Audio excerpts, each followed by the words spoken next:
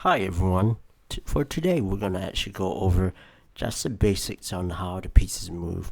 So we're gonna look at the values of each piece as well today. So for this position, this is initial setup of the chessboard as I mentioned from the previous video.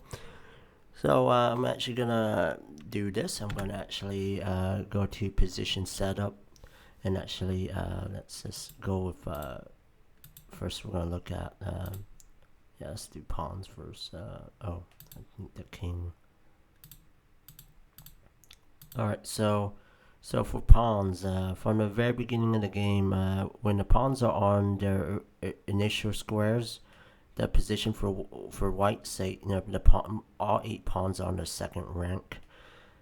For black, say, all the pawns start on the 7th rank. So at the very beginning of the game, if you choose to move your pawn, you have the option of moving your pawn 1 time forward, 1 square, or you can play 2 squares forward. Okay, and afterwards, if black decides, okay, he wants to or she wants to develop and move a pawn out of the game, that player has the option to move it 1 time forward or 2 squares forward in a game. Okay. Now, in terms of how the pawn attacks, so we're gonna set up another position. So this would be a pretty example.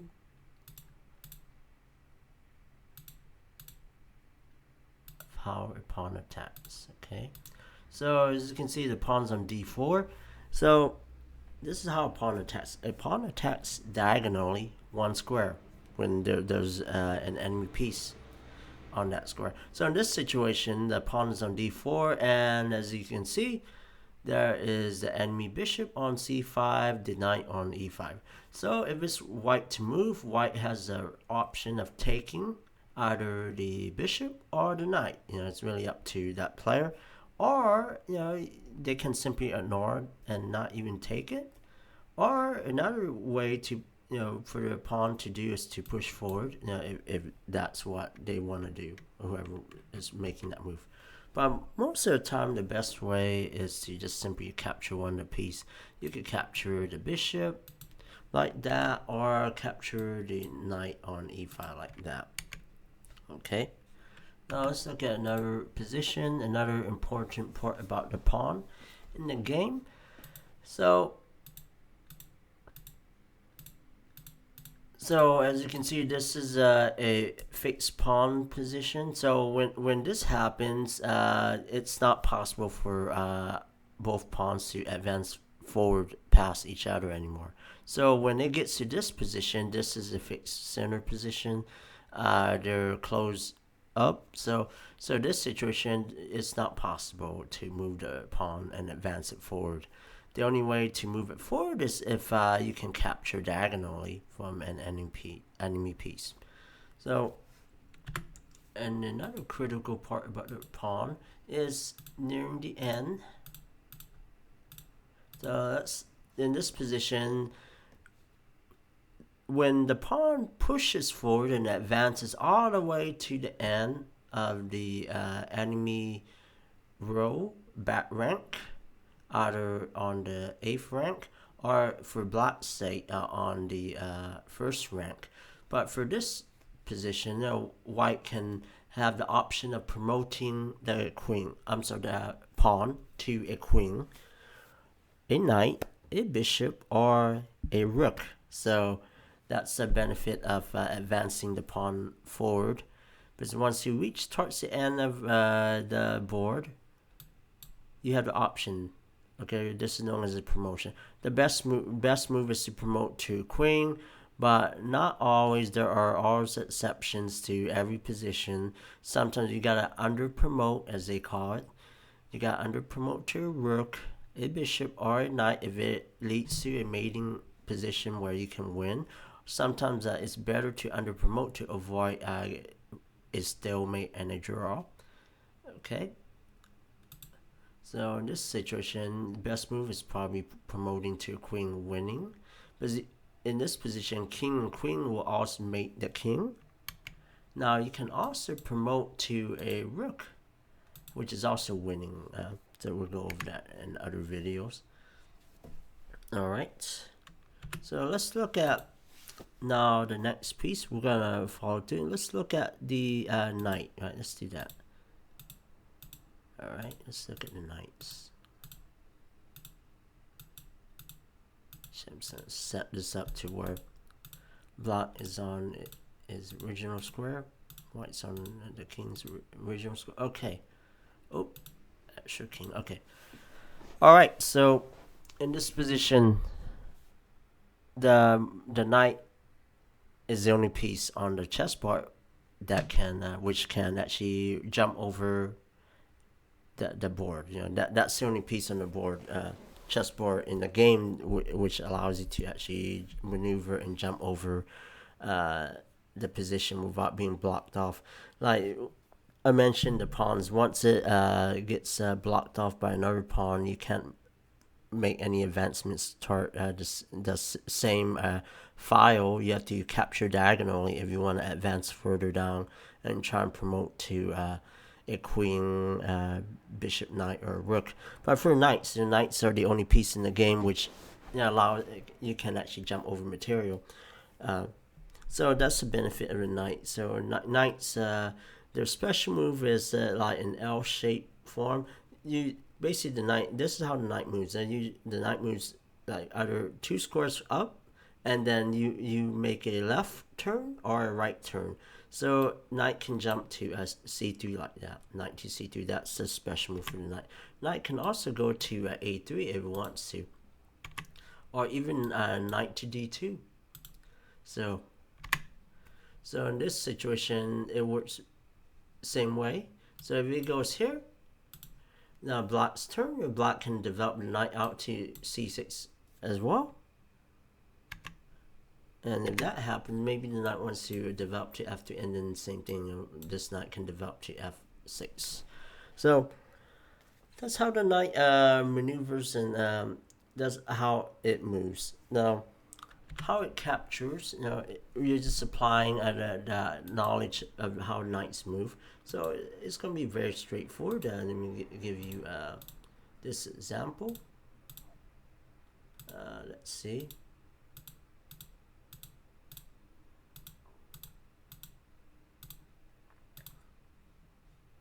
Let's do that.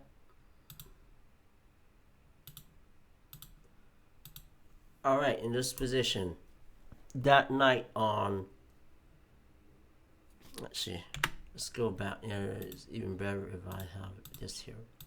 So that knight on e4 is attacking 8 squares. 1, 2, so it's attacking d6, c5, c3, d2, f2, g3, g5, and f6. So that knight, with that 1 square that it takes over, it attacks 8 squares in one, basically in that one area. So it's a powerful knight. Knights are extremely powerful in the center of the board. So as you can see, a knight captures by applying the rule of how knights move. Knight can capture here if it wants to. The knight can capture the queen if it wants to. The knight can capture the other knight if it wants to. It has an option to take that bishop and the other rook, and so on with this one here, that one here, and that one here. So that's how knights capture and attack, attack the enemy pieces. Now, having a knight on the rim is most cases never a good idea. In almost every case, it's a terrible plan, terrible idea. But as you can see, if you have a knight on a1, it's only occupying b3 and c2, only 2 squares. So this is a big disparity, a big difference from a knight being centralized, which attacks and occupies 8 squares, to a knight on the rim, which only attacks 2. Same for this one here. This knight here is attacking just g3 and f2. this knight here is attacking. In this situation, this knight's actually a little bit better than the other two knights. This knight is actually attacking 4. G8, F7, F5, and G4. Now this knight is the same idea. Attacking 4 squares. Same thing. So strategically, you know now that knights are much more powerful and much more better in positions that are in the center. And also another thing to note is that knights are very strong in closed positions. Okay, let's look at some. Now we're gonna look at bishops. Now let's do that. Let's look at bishops. Set them up. Let's set up in its original position. Alright, so bishop's here. So the power of the bishop, it attacks its own colored squares. It attacks diagonally, so it moves diagonally to attack and occupy. So this bishop can actually move here, move here, move here. Or this other bishop can move here if it wants to, or it can develop to this square, and so on, so forth. Oops. After this, the bishop can come here if it wants to, or maybe here. So that's how bishops move. So bishop moves diagonally while the knights move in an L shape. Knights are better in close proximity, having close positions where pawns are locked in. It makes it easy for knights to maneuver and jump over the position. Bishops are great in open positions. If you have a wide open position, your bishops, the scope of the bishop will occupy and attack a lot of squares. Okay, so I think for today we're actually gonna end this video. So next time I'm actually gonna go over the major pieces. So today I went over the minor pieces, the knights, the bishops, and also the pawns. And we're gonna go over next time the queen, the power of the rook, and also the king. Okay. Alright. Like, comment, and subscribe. Thank you very much. You guys have a good day.